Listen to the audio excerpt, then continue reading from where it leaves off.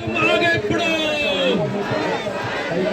Doctor Babasaheb आंबेडकरांचा समता सैनिक दलाचा भारतीय बौद्ध महासभेचा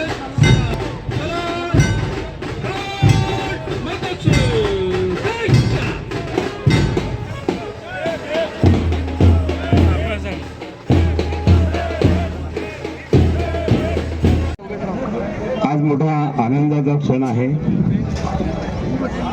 आपले दैवत परमपूज्य डॉक्टर बाबासाहेब आंबेडकरांचा जन्मदिवस आहे. म्हणजे जवळपास 133 वर्ष त्यांना झाले.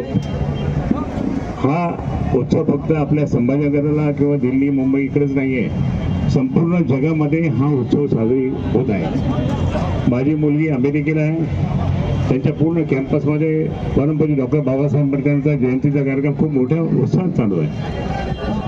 आणि म्हणून आज ज्यांच्यामुळे आपण या ठिकाणी आज मोठे झालो, ज्यांनी आपल्या सर्वांना आशीर्वाद दिला, ज्यांनी शिक्षण दिलं सगळ्यांना, ज्यांनी त्या ठिकाणी जोरदारपणे त्या ठिकाणी आपण संविधान च्या प्रमाणे जायचं चालायचं असं सांगितलं. आणि म्हणून आज अनेक जण त्या ठिकाणी आज आपल्याला सर्वांना माहिती आहे की कोणी IPS IAS झाले, कोणी अधिकारी झाले, सेक्रेटरी झाले, केवळ त्यांच्या आशीर्वादामुळे झाले. आणि म्हणून मला या ठिकाणी सांगायचं, तुम्ही एक अभ्यास करा.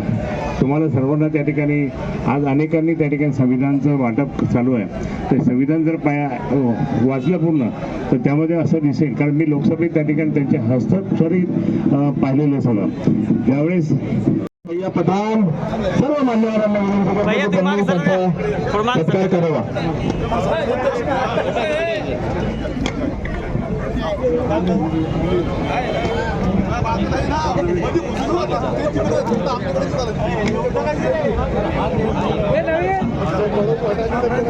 धन्यवाद धन्यवाद खैरे साहेब व सर्व शिवसैनिकांचं धन्यवाद.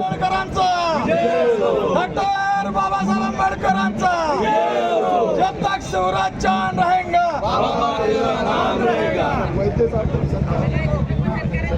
राजू वैद्य यांचाही सत्कार करण्यात आलेला आहे व चेतन कांबळे साहेब यांचा भी सत्कार करू.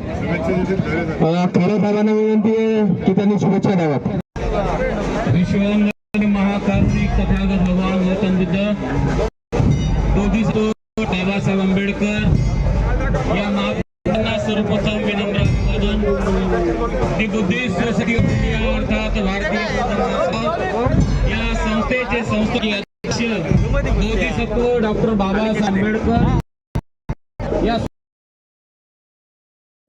काय म्हणाल 133व्या जयंतीनिमित्त काय शुभेच्छा. आज मोठा आनंदाचा क्षण आहे. आज फक्त आपल्या संभाजीनगरला किंवा दिल्लीला किंवा अजून इथं नाही आहे, संपूर्ण जगात त्या ठिकाणी आज परमपूज्य डॉक्टर बाबासाहेब आंबेडकरांची जयंती साजरी होत आहे. ज्यांनी घटना आलेली ती अजून 100 वर्ष टिकणारी घटना आहे. दूरदृष्टी पाहून त्यांनी त्या ठिकाणी हे केलं. आज किती महान आहेत ते इंदिराजींनी सांगितलं होतं ते युगपुरुष आहे.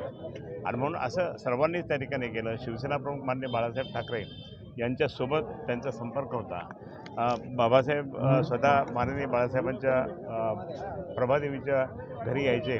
प्रबोधनकार ठाकरे साहेब सुद्धा त्याचे बसायचे. आणि प्रबोधनकार ठाकरेंनी त्यांच्यासोबत आंदोलन केलेलं आहे महाडचं चौदार तळीच्या तिथे. म्हणून हा सगळा जर पाहिला तर आज ठाकरे परिवार आणि आंबेडकर परिवार हा खूप क्लोज आहे. आणि म्हणून त्यांनी शिवसेना प्रमुखांनी मागे सांगितलं होतं की शिवशक्ती भीमशक्ती एकत्र आली तर देशाचं चित्र बदलेल.